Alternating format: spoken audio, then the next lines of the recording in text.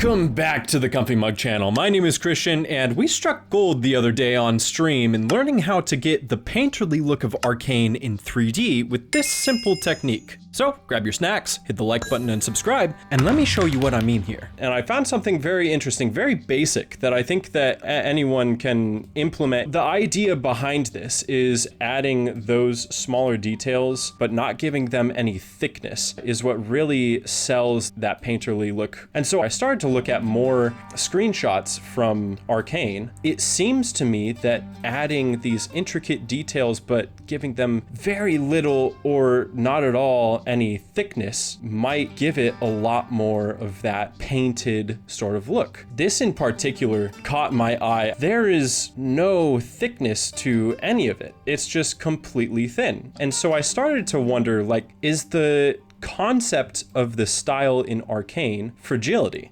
Perhaps intentionally or unintentionally. I figured that in this stream, we could go over how to make some of these on our own. So now I'm going to add a plane, and we'll actually start with this metal railing. So for something like this, I think we can use a mirror modifier and then bring this, clipping on, bring this in. And we could probably subdivide this a little bit. And now what I think I want to do is just bring a vertice down and duplicate these two vertices and bring them down on the y-axis. And so I'm going to move all of this up. Instead of just having the one vertice, we can have all of these, bring them down just a little bit. And then I can just select these two. And I believe that I can do the bridge edge loops. Yeah, there we go. And then just add a few more cuts in here. Maybe we'll say 4. Quite the curve. So we can bring down the smoothness just a little bit. I think that all of this might have a little bit too much width. Yeah, I think that looks good. And now we'll want to make this little petal shape here, which means that these can probably move them out just a little bit. And now I'm going to apply the modifier and then duplicate this, bring it down, rotate it on the x-axis by a total of 180 degrees. And then just select these edge loops and do the same bridge edge loop command there. We'll add maybe 3 instead of 4 cuts. That gives us pretty much the exact petal shape at the bottom there. So now we can just select all of the vertices on this side, delete it, and add another mirror modifier. And move down, we can extrude this. And then we have sort of like a baby petal on the inside. I'm literally just going to duplicate them, Shift D, scale it down. And of course it's on the mirror modifier, so it's gonna scale down strangely, but you can remedy that by bringing it in on the x-axis. Bridge these, fantastic. And I'll just do 1 cut.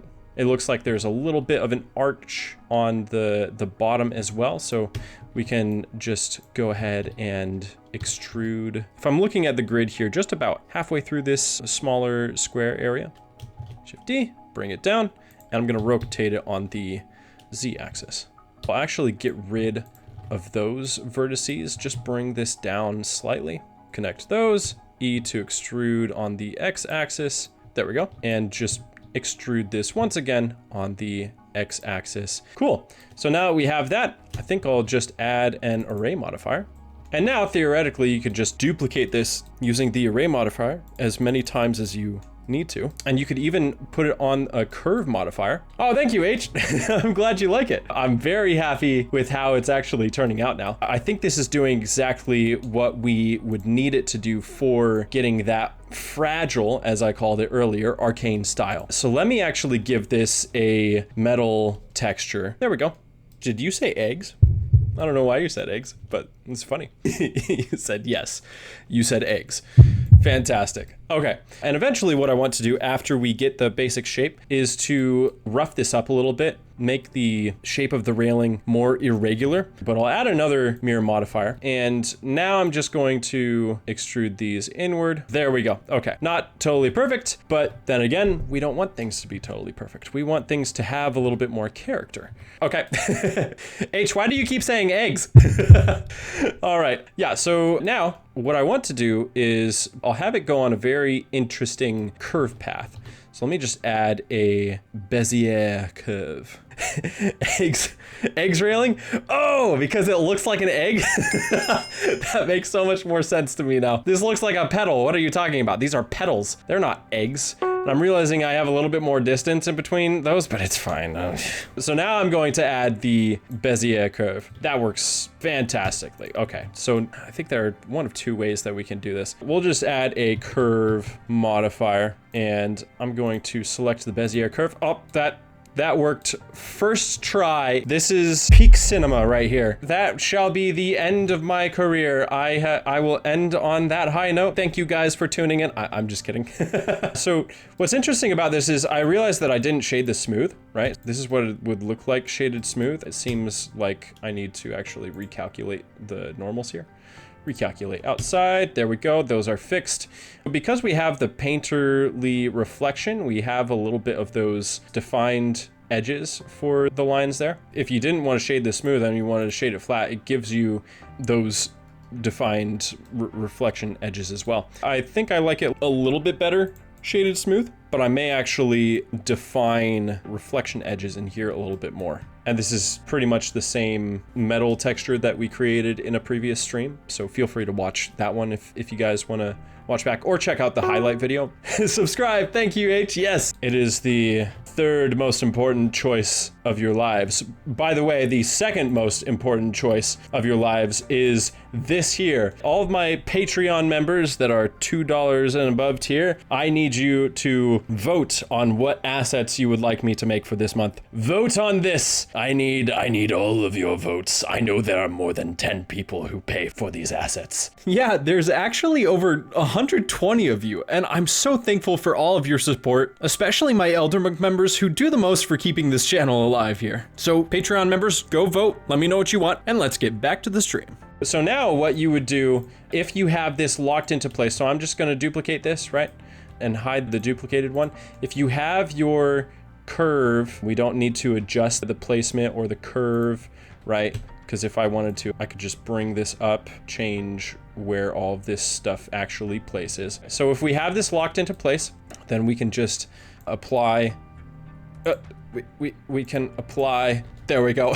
We can apply the modifiers and then edit the actual mesh.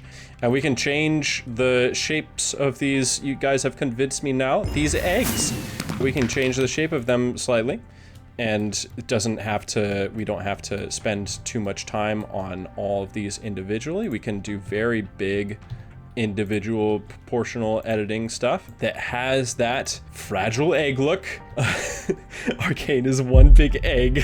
No, yeah, okay, so now you can also scale some of these areas to get a very unique result. And already within the span of like, what, 10 minutes? We have something that really resembles the painted look of Arcane. It's in 3D space, but because it doesn't have that thickness, it makes it almost a little bit more believable that this is just a painted thing. So there we go. I think this is this is the whole concept of it. And you can use this to your advantage however you want. You can use this for railings like this, or details around buildings. Yeah, the possibilities for this technique are pretty much limitless. And if you want to see a more in-depth analysis of this technique, as well as techniques for building shaders, and a discussion about designing my Praetorian armor for the Banner of Souls series I'm working on, then you can watch the full VOD by becoming a YouTube member or joining the Patreon to get a lot more content. Make sure to comment Egg Cane down below so I know who stayed for the whole video. You guys are incredible, thank you. And if you want to learn a technique I'm using to texture paint with procedural shaders, then you can check out this video right here. Oh, lacrimosa.